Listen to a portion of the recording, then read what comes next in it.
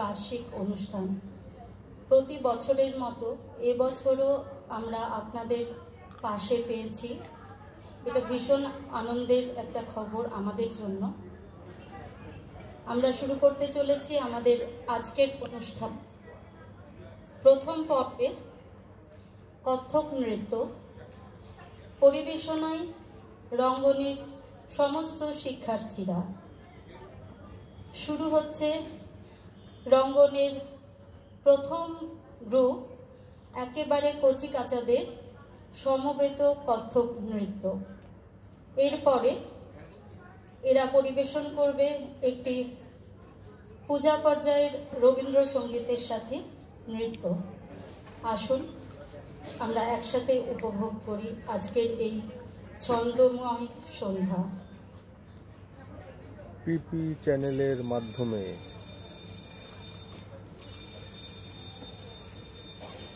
আরম্ভ করছি